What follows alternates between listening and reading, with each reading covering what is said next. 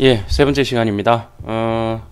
전편에 이어서 이제 도시화 문제의 출현이라는 타이틀을 가지고 이야기 말씀을 드리겠습니다. 예, 저번 시간에 보셨다시피 이렇게 산업화가 됨으로 인해서 열악한 노동 환경, 이제 뭐 부녀자들 또는 아기들이 아이들이 엄청나게 이렇게 노동력에 착취를 당하는 어떤 그런 사회적인 참상이 있었습니다. 그리고 이제 결국은 도시가 되면서 이제 도시라는 것이 자연 발생적으로 이렇게 만들어지게 되죠. 공장이 밀집한 곳이라든지, 그다음에 이제 탄광촌이라든지 이렇게 이제 농촌에서 먹고 살 게 없어서 이쪽으로 다 이제 사람들이 몰려오고, 또 산업 자본가들은 또 이제 공장이나 탄광촌을 계속 이렇게 개발을 하면서 이제 또 모자라는 인력을 계속 이렇게 수급을 하고 있었죠. 근데 이제 문제는 이제 도시화가 이렇게 됨으로 인해서 이제 농촌 경제도 이제 무너지고, 이제 각 개인 가정의 어떤 패턴들도 무너지고 많은 사회적인 문제가 생깁니다. 그리고 이제 예전에 시골에서 띄엄띄엄 살 때는 크게 몰랐던 이제 환경 위생 문제들이 이제 사람들이 밀집해서 살게 되니까 이렇게 문제가 됩니다. 뭐 오물도 그렇고요. 상하수 시설이 제대로 안 되었을 것이고요. 그럼 이제 뭐 빈곤, 뭐 그리고 또 이제 오염된 환경이니까 돈도 없지, 부족하죠. 뭐 이러니까 여러 가지 지금처럼 뭐 복지라는 게 개념 자체가 없었을 것이니까요. 그래. 그런데 이제 산업 자본가들은 돈을 벌면 이게 계속적으로 이제 돈을 벌 수 있을 것이다. 또는 이제 무한대 이제 자기의 자본은 계속적으로 늘어날 수 있을 것이다 생각을 하고, 노동자들은 그냥 일개 도구에 불과한 그런 상황들이 되죠. 그런데 이제 이게 뭐 금방 끝날 일이 아니고 계속적으로 이렇게 도시 공간이 엉망진창이 되니까 어떠한 갈등들이 많이 일어나게 될 것이고요. 노동자들과 산업 자본가들의 부르주아 계층의 어떤 그런 굉장히 어떤 알력도 생길 것이고요. 뭐 이런 어떤 문제들이 갈등이 계속적으로 발생하게 되죠. 자, 가장 문제가 뭐냐면 노동자 계급들의 어떤 주거지 밀도가 너무 높고, 그다음에 이제 뭐 쓰레기 오물 처리 안 되고요. 하수가 어디로 가는지도 모르고, 이제 공장들은 계속 우후죽순으로 생기고, 이렇게 다닥다닥 붙어 있으니까 이제 화재가 한번 나면 홀라당 그 동네가 다 타버리고 사람도 이제 다치게 되고 이렇게 되는 상황이죠. 이제 뭐 그때 뭐 건축법이 제대로 있었겠습니까? 뭐 그냥 되는 대로 막 지었다 보니까 어떤 주택의 어떤 질도 굉장히 낮았고, 사람들의 어떤 살아가는 것도 굉장히 힘들었을 겁니다. 거기에 대한 또 사진들이 이렇게 보면요, 이제 있습니다. 이제 보시면 알겠지만 이게 공장입니다. 공장이 매연이 이렇게 엄청나게 많이 이제 나오고, 여기 이제 집과 공장이 같이 막 섞여 있는 거죠. 섞여 있으니까 도대체 뭐 요즘 미세먼지 우리 뭐 힘들다 그러지만 이 미세먼지 힘든 거는 사진을 보시면 일도 아니죠. 여기 보시면 여기 보세요. 이게 이제 엄청난 이렇게 오염이 되어 있다라는 것을, 여기 매연 엄청나게 나오고 있죠. 진짜 그림이라 할지라도 막 암흑천지입니다. 그죠? 이제 여기 수질오염을 나타내는 어떤 그런 부분들도 있는데요. 자, 주거지는 일자리와 가까운 곳에 건설되는 경향이 나타났는데, 주택과 공장이 우후죽순 닥치는 대로 자리하고, 그러면 이제 상호 간에 악영향을 끼치겠죠. 그리고 이제 공장 연기가 이제 주택으로 스며들고, 폐기물들 또는 이제 폐수들이 결과적으로 마실 물들을 오염시키고, 이러한 것들이 계속적으로 확산되고 이게 사회 문제가 된다는 거죠. 엄청나게 힘든 세월을 보내고 있겠죠. 그래서 이러한 문제들을 해결을 해야 되지 않겠느냐라는 것이 점차적으로 이제 나타나게 됩니다. 그래서 결국은 제가 항상 말씀드리는 말이 있는데, 이제 도시 계획이라는 것은 도시를 계획한다라는 말을 이제 하지만, 실제로는 도시는 공간이죠. 공간인데 이 공간의 질서를 바로잡는 일을 이제 그 도시 계획이라고 합니다. 저 뭐냐면 공장이 있어야 될 곳과 이제 사람들이 살아야 될 곳과 상업 시설이 있어야 될 곳과 그리고 또 그 완충을 해주는 어떤 자연 녹지들이 필요한 공간과 이런 어떤 여러 가지들을 이제 공간의 공간의 질서를 탁탁 거기에 합리적으로 배치를 하는 작업이 도시계획이라 볼 수 있습니다.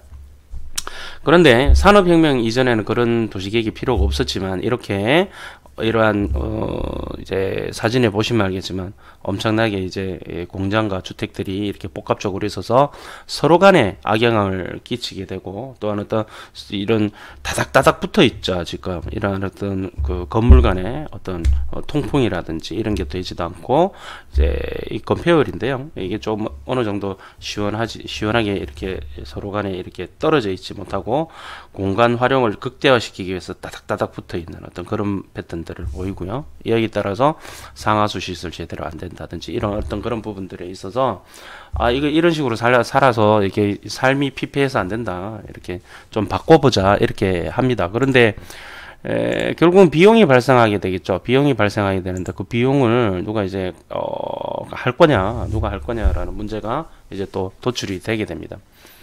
뭐 노동자들은 돈이 없어서 못 하죠. 근데 또 산업 자본가들은 왜 내가 그걸 해야 돼? 이렇게 되겠죠. 그래서 이제 어떠한 이런 문제들이 계속적으로 해서 갈등을 빚게 됩니다. 그래서 어떤 식으로든지 간에 이걸 해결을 해야 되겠다. 어떤 갈등 봉합의 과정을 거치게 되는데요. 한번 이 상황을 보겠습니다. 자,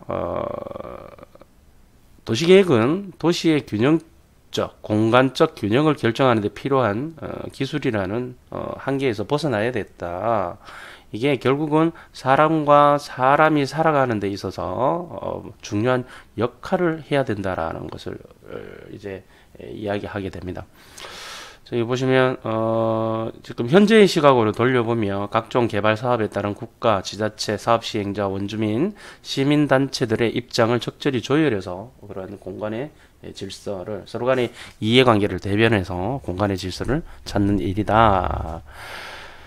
자, 그래서 이때 당시에도 너무 이제 문제가 심각하니까 열악한 주거 환경 또는 공장 환경, 뭐 근로 환경 또 여러 가지 문제가 생기니까 이런 부분에 대해서 타파를 시키기 위해서 제대로 이렇게 좋은 공간으로 만들기 위해서 이제 사람들이 선각자들이 나타나게 됩니다.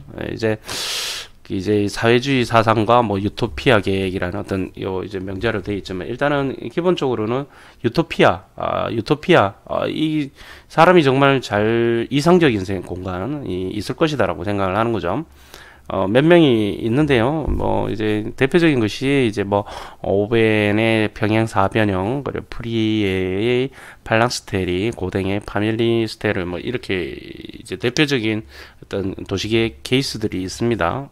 근데 이런 사람들이 이제 기본적으로 이제 추구했던 바는 뭐냐면 유토피아입니다. 유토피아는 이제 어디에도 없는 세상이죠. 사실은 이상적인 공간이죠. 하지만 어찌됐든 사람들은 그걸 계속 추구하고 그렇게 나아가려고 하죠. 그런 공간을 만들려고 하죠. 지금도 마찬가지고 뭐 그때 당시에도 마찬가지였습니다. 그런데 이제 이러한 의지들이 실제로는 작동이 제대로 되지를 못합니다. 여기 이제 오웬의 평형사변형 같은 경우에도 뭐냐면 인구수가 뭐 800에서 1200명 더 넘어가지 않도록 이렇게 도시를 만들고 그다음에 이제 공간적 여유, 개별 주거 건물 안쪽으로 공간적 여유, 이제 통풍이 가능하도록, 그리고 이제 중앙 집중식의 냉난방 시스템이라든지 이런 거 여러 가지 나름대로 이제 주거 공간이 사람들이 생활을 하기 편할 수 있도록 어떤 그런 패턴들을 만드는데요.